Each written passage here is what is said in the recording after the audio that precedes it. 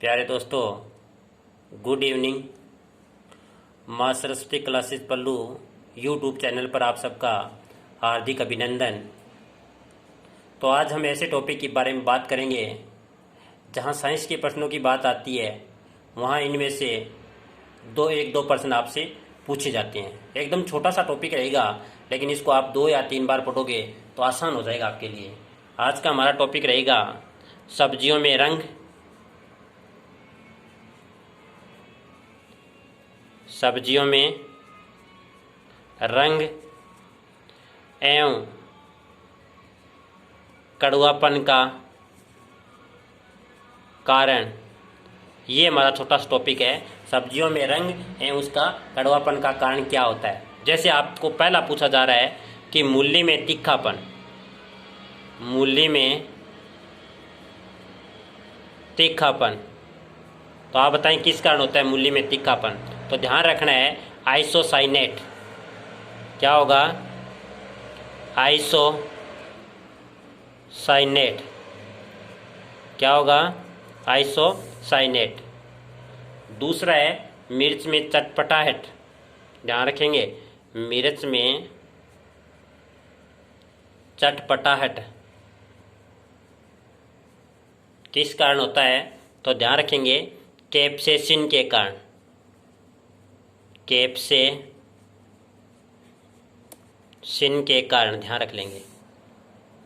Number 3, शलजम में चरपराहट। ध्यान रखेंगे, शलजम में चरपराहट किस कारण होता है? तो ध्यान रखेंगे शलजम में चरपराहट का कारण क्या है? Calcium oxalate. Calcium oxalate. ध्यान रखेंगे कैल्शियम ऑक्सलेट।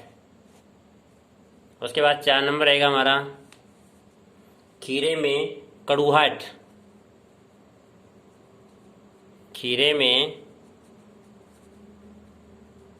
कड़ुआहट छोटा सा टॉपिक है, आप इसको पूरा देखें क्योंकि इसमें से हर बार प्रश्न आता है। लेकिन छोटे छोटे प्रश्न कई बार क्या हम इसको ऐसे सोचकर छोड़ देते हैं जिसकी वजह से हमें नुकसान हो जाता है। तो ध्यान रखेंगे, इसको एक बार पढ़ना भी जरूरी है। तो खीरे में कड़ुआहट का कारण क्या है?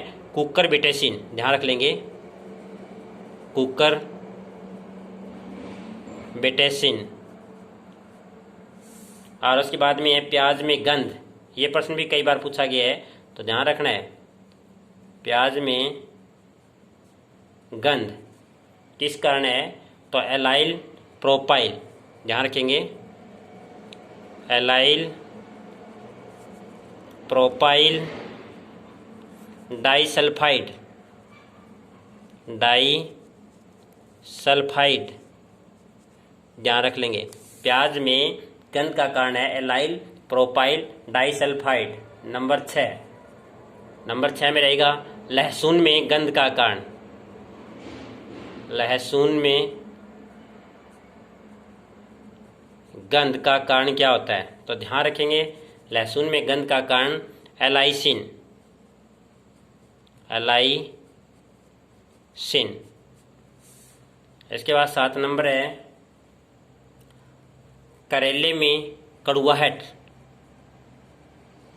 करेले में कड़ुआहट, तो ध्यान रखना है किस कारण होता है? मेमेरडिकोसाइट। मेमेरडिकोसाइट यानी करेले में कड़ुआहट का कारण है मेरमेडिकोसाइट। नेक्स्ट है आलू का हरा रंग। आलू का हरा रंग किस कारण होता है? तो ध्यान रखेंगे सोलेनिन के कारण। सोलेनिन के कारण ध्यान रखेंगे। नेक्स्ट है टमाटर का लाल रंग।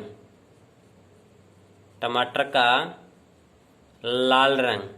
हम इन प्रश्नों को नॉर्मल समझकर छोड़ देते हैं, इससे नुकसान हो जाता है। तो ध्यान रखना है छोटे छोटे प्रश्न पढ़ने भी जरूरी है। तो टमाटर का लाल रंग किस कारण होता है? लाइकोपिन के कारण। पेन के कारण।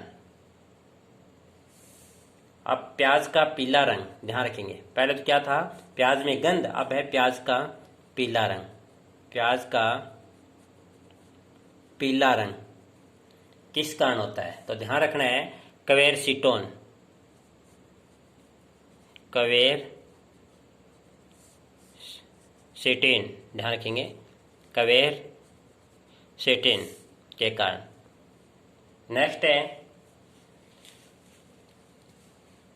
प्याज का या प्याज में लाल रंग, प्याज में लाल रंग, तो ध्यान रखेंगे कैप्सेनथिन, किसकी वजह से, कैप्सनथिन, कैप्सनथिन के कारण। नेक्स्ट है मिर्च में लाल रंग, मिर्च में लाल रंग, तो ये भी क्या होगा, कैप्सनथिन होगा, ध्यान रखेंगे कैप्सनथिन के कारण। मिर्च में लाल रंग किस कारण होता है, कैप्सनथिन के कारण। हल्दी में पीला रंग, हल्दी में पीला रंग किस कारण होता है, तो ध्यान रखेंगे कुरकुमिन के कारण। क्या होगा, कुरकुमिन के कारण। नेक्स्ट है गाजर में लाल रंग, गाजर में लाल रंग, तो गाजर में लाल रंग का कारण होता है कैरोटीन। क्या होता है, कैरोटीन, तो ध्यान रखेंगे कैरोटीन के कारण गाजर का लाल रंग होता है। नेक्स्ट है गाजर में नारंगी रंग, गाजर में नारंगी रंग, तो गाजर में नारंगी रंग का कारण होता है, ध्यान रखेंगे क्या होगा, गाजर में लाल रंग, ध्यान रखेंगे सॉरी एंथोसाइनिन होगा, यहाँ एंथोसाइनिन होगा गाजर में लाल रंग, एंथोसाइनिन।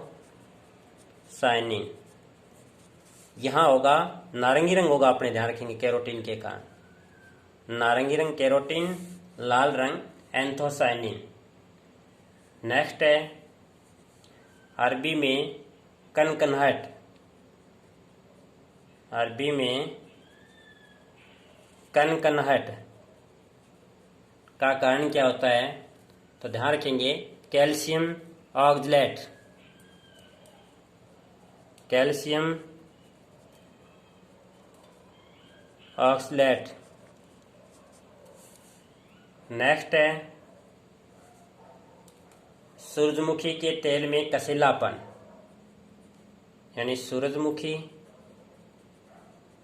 के तेल में कसीलापन किस कारण आता है, तो ध्यान रखेंगे ऑक्सीडेशन, ऑक्सीडेशन के कारण। नेक्स्ट है चने का या चने की पत्ती में खटास, चने की पत्ती में खटास किस कारण आता है, तो ध्यान रखेंगे ऑक्जेलिक अम्ल के कारण, ऑक्जेलिक अम्ल के कारण, ध्यान रख लेंगे ऑक्जेलिक अम्ल के कारण। तो ये तो थे हमारी सब्जियों में रंग और इसमें कड़वापन, ठीक है। उसके बाद हमारा टॉपिक है छोटा सा, इसमें भी एक कई बार प्रश्न पूछ लेते हैं, यानी सब्जियों के खाने योग्य भाग कौन से होते हैं, इसकी बात करेंगे। सब्जियों के खाने योग्य भाग, ये भी अच्छे प्रश्न है, इसमें से बहुत बार प्रश्न पूछता है, तो आपसे पूछ लेगा। जैसे नंबर 1 आ रहा है आपके गाजर, गाजर, मूली, चुकंदर, सलजम, इनके खाने योग्य भाग क्या होगा, तो आपको पता होना चाहिए क्या होगा, जड़ होगा। क्या होगा, जड़। कौन कौन से, मूली, गाजर, चुकंदर और सलजम, इनके खाने योग्य भाग किसको बोलेंगे, जड़ को बोलेंगे। जैसे आपको आगे पूछ ले आलू, अरबी, गांठ गोभी और जिमीकंद, इनके खाने योग्य भाग आपसे पूछ ले तो क्या बताओगे आप, तन्ना, क्या होगा? तन्ना। नेक्स्ट है प्याज लहसुन का खाने योग्य, आपसे पूछ ले तो प्याज लहसुन का खाने योग्य भाग, तो क्या होगा? तो ध्यान रखना है, इंपॉर्टेंट है, ये आपके सामने नहीं आया होगा, सलककंद होगा। क्या होगा? सलककंद। ठीक है, प्याज और लहसुन के खाने योग्य भाग क्या होगा? सलककंद। ठीक है। नेक्स्ट है फूल गोभी। फूल गोभी, इसमें खाने योग्य भाग तो आपसे पूछे तो क्या बताओगे? अपक्व पुष्प, अपक्व पुष्प। और यदि आपसे पूछ ले जैसे टमाटर, बैंगन, मिर्च, भिंडी, ककड़ी, तरबूज, खरबूज और खीरा, लौकी, कद्दू, इनके खाने योग्य भाग पूछ ले तो क्या बताओगे आप? महत्वपूर्ण है ये आपका फल। क्या होगा? फल। तो ध्यान रखेंगे, इस तरह के खाने योग्य भाग भी आपसे पूछ सकते हैं। ध्यान रखना है, गाजर, मूली, चुकंदर, सलजम का खाने योग्य भाग जड़ होगा। आलू, अरबी, गांठ गोभी और जिमीकंद का भाग होगा तना खाने योग्य।